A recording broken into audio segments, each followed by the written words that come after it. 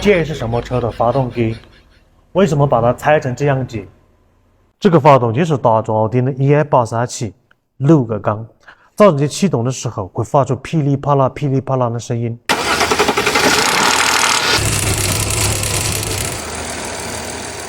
响个2-3秒之后，这个声音消失。我把这个发动机测下来，看不出问题啊。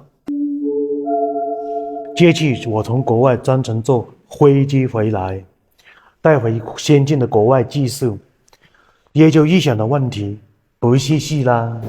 大师请指教。链条张紧器损坏，本来在链条张紧器这个地方有一块这样的塑料板，看到没？这一块没了，磨没了。链条就在上面发出噼里啪啦、噼里啪啦的异响，把这个张紧器换掉，这个声音就解决的啦。还有件事情，我想请教子大师，请讲。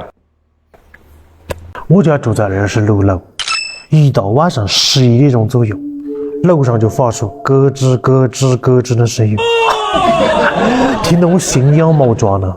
请问大师，这种情况，这种声音咋个处理掉呢？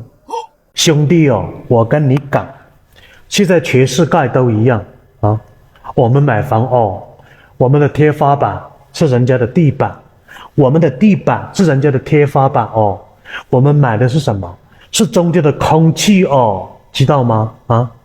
我从国外带回来的技术，处理异响的技术，未来的市场需求量是非常非常的大。兄弟，别修车了，以后跟大哥混啊。我还是觉得大学生才符合我的气质。